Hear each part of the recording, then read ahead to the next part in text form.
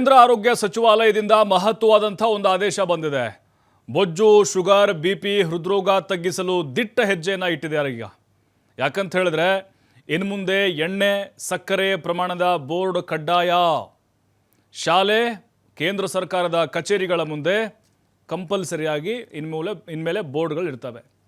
ಸಮೋಸದಲ್ಲಿ ಎಣ್ಣೆ ಎಷ್ಟಿದೆ, ಲಡ್ಡು, ಜಿಲೇಬಿಯಲ್ಲಿ ಸಕ್ಕರೆ ಪ್ರಮಾಣ ಎಷ್ಟಿದೆ ನೋಡಿ. ಸಾಕಷ್ಟು ಜನರಿಗೆ ಗೊತ್ತೇ ಇರೋದಿಲ್ಲ. ಹಾಗೆ ಬಾಯಿ ಚಪ್ಪಲಕ್ಕೋಸ್ಕರ ಏನೋ ಒಂದು ಟೇಸ್ಟ್ ಮಾಡೋಣ ಅಂತೇಳಿ ತಿಂದುಬಿಡ್ತಾರೆ. ಸಿಕ್ಕಿದ್ದು ತಿನ್ನೋದು. ಲಡ್ಡು ಜೊತೆಗೆ ಸಮೋಸ, ವೆರೈಟಿ ಫುಡ್ಡು. ಅಂದರೆ ಅದು ಬಾಯಿ ಹಂಗೆ ಅನಿಸುತ್ತೆ, ಏನಾದರೂ ಹೊಸತನ ಟೇಸ್ಟ್ ಮಾಡಬೇಕು ಅಥವಾ ಬಾಯಿ ಚಪ್ಪರಿಸ್ತಾನೆ ಇರಬೇಕು ಅಂತ ತಿಂತಾ ಇರ್ತೀವಿ ನಾವೆಲ್ಲ. ಆದರೆ ಇದನ್ನೆಲ್ಲರೂ ಕೂಡ ಗಮನ ಇಟ್ಟು ಕೇಳಬೇಕು. ವಡಾಪಾವ್, ಪಕೋಡ, ಅದರಲ್ಲಿ ಎಷ್ಟು ಕ್ಯಾಲೋರಿ ಇದೆ ಅಂತ ಇನ್ಮೇಲೆ ಬೋರ್ಡ್ ಹಾಕ್ತಾರೆ. ಕೇಂದ್ರ ಸರ್ಕಾರದ ಎಲ್ಲ ಕಚೇರಿಗಳ ಮುಂದೆ ಬೋರ್ಡ್ ಹಾಕಬೇಕು ಅನ್ನುವಂಥ ಆದೇಶ ಬಂದಿದೆ.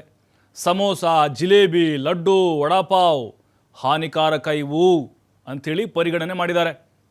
ಇವುಗಳ ಬಗ್ಗೆ ಎಣ್ಣೆ ಮತ್ತು ಸಕ್ಕರೆ ಎಚ್ಚರಿಕೆ ಫಲಕವನ್ನು ಅಳವಡಿಸಬೇಕು. ಎಲ್ಲ ಕೇಂದ್ರ ಸಂಸ್ಥೆಗಳಿಗೆ ಆರೋಗ್ಯ ಸಚಿವಾಲಯ ಸೂಚನೆಯನ್ನು ಕೊಟ್ಟಿದ್ದಾರೆ.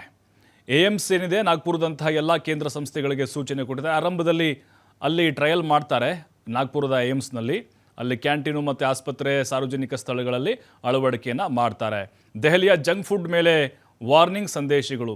ಈಗ ನೋಡಿ, ಸಿಗರೇಟ್ ಮೇಲೆ ಬರೆದಿರ್ತಾರೆ, ಅದು ಕ್ಯಾನ್ಸರ್ದು ಆ ಗಂಟ್ಲು, ಆ ಬಾಯಿ ಇದಿರುತ್ತಲ್ಲ, ಭಯಾನಕವಾಗಿರುತ್ತೆ. ಹಾಗೆ ಸ್ಟಿಕ್ಕರ್ ಇರುತ್ತೆ, ಒಂದು ಫೋಟೋ ಇರುತ್ತೆ ನಿಮಗೆ, ಅಥವಾ ಇದು ಹಾನಿಕಾರಕ ಅಂತ ಇರುತ್ತೆ, ಧೂಮಪಾನ ಹಾನಿಕಾರಕ ಅಂತ. ಅದೇ ರೀತಿ ಈ ತಿನಿಸುಗಳ ಪಕ್ಕದಲ್ಲಿ ಅಥವಾ ರೆಡಿ ಮಾಡುವಂಥ ಅಂಗಡಿಗಳೇನಿದ್ದಾವೆ ಅಥವಾ ಕಚೇರಿಗಳೇನಿದ್ದಾವೆ ಅದ್ರ ಪಕ್ಕದಲ್ಲಿ ಇನ್ಮೇಲೆ ಫಲಕಗಳಿರ್ತವೆ, ಬೋರ್ಡ್ಗಳಿರ್ತವೆ. ನೋಡಿ, ಜಿಲೇಬಿ ಇದರಲ್ಲಿ ಇಷ್ಟು ಎಣ್ಣೆ ಅಂಶ ಇದೆ, ಇದರಲ್ಲಿ ಕೊಬ್ಬಿನ ಅಂಶ ಇಷ್ಟಿದೆ, ಇಷ್ಟು ಕ್ಯಾಲರಿ ಇದೆ ಇದರಲ್ಲಿ. ಲಡ್ಡು ಇದರಲ್ಲಿ ಇಷ್ಟು ಪ್ರಮಾಣದ ಎಣ್ಣೆ ಇದೆ. ಮತ್ತು ವಡಾಪಾವು ಅಂದರೆ ಜನರಿಗೆ ಒಂದು ರೀತಿ ಜಾಗೃತಿ ಮೂಡಿಸುವಂಥ ದಿಟ್ಟ ಪ್ರಯತ್ನ ಇದು. ಅಂದರೆ ನಿಷೇಧ ಅಂತೇನಿಲ್ಲ, ಅಯ್ಯೋ ಬ್ಯಾನ್ ಮಾಡಿಬಿಡ್ತಾರೆ ಜಿಲೇಬಿ, ಅಯ್ಯೋ ನಾನು ಸಿಕ್ಕಾಪಟ್ಟೆ ನನಗಿಷ್ಟ, ಬ್ಯಾನ್ ಆಗೋದಿಲ್ಲ. ಬಟ್ ಜಾಗೃತಿ ಇದು. ಯಾಕೆ ಹಾಗಾದರೆ ಭಾರತದಲ್ಲಿ ಅನಾರೋಗ್ಯ ಸಮಸ್ಯೆ ತೀವ್ರ ಹೆಚ್ಚಳ ಆಗಿದೆ. ಯಾಕಂದರೆ ದಿನದಿಂದ ದಿನಕ್ಕೆ ಆರೋಗ್ಯ ಹದಗೆಟ್ಟು ಹೋಗ್ತಾ ಇದೆ. ಬೊಜ್ಜು, ಶುಗರು, BP, ಹೃದ್ರೋಗ ತೀವ್ರ ಏರಿಕೆ ಆಗ್ತಿದೆ. ನೋಡ್ತಾ ಇದ್ದೀವಿ ಹಾರ್ಟ್ ಅಟ್ಯಾಕ್.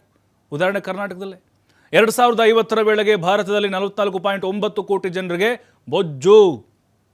ಕಳಪೆ ಆಹಾರ, ಕಡಿಮೆ ದೈಹಿಕ ಚಟುವಟಿಕೆ ಪ್ರಮುಖ ಕಾರಣ ಆಗಿದೆ.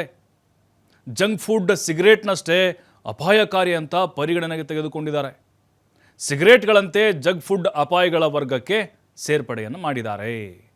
ಭಾರತದಲ್ಲಿ ನೋಡಿ, ಅನಾರೋಗ್ಯ ಸಮಸ್ಯೆ ತೀವ್ರ ಹೆಚ್ಚಳ ಆಗ್ತಾ ಇದೆ. ಇತ್ತೀಚಿನ ನಮ್ಮ ಲೈಫ್ ಸ್ಟೈಲು, ಅದಕ್ಕಿಂತ ನಾವು ತೆಗೆದುಕೊಳ್ಳುವಂಥ ಆಹಾರ, ಸಿಕ್ಕಿದ್ದನ್ನು ಬಾಯಿ ಚಪ್ಪರಿಸ್ತಾ ಇರ್ತೀವಿ. ಅದರಲ್ಲಿ ಎಣ್ಣೆ ಪ್ರಮಾಣ ಎಷ್ಟಿದೆ, ಅದನ್ನು ತಿಂದರೆ ನಮಗೆ ಬೊಜ್ಜು ಯಾವ ರೀತಿ ಬರುತ್ತೆ, ಕರಿದ ಪದಾರ್ಥಗಳು ಜಾಸ್ತಿ ಆಗ್ತದೆ. ಹಾಗಾಗಿ ಈ ಸರ್ಕಾರ ಅಂದರೆ ಕೇಂದ್ರ ಆರೋಗ್ಯ ಇಲಾಖೆ ಈ ದಿಟ್ಟ ಕ್ರಮ ತೆಗೆದುಕೊಂಡಿರೋದ್ರಿಂದ ಜನರಿಗೆ ಇನ್ಮೇಲೆ ಅವೇರ್ನೆಸ್ ಮೂಡಿಸ್ಬೋದು.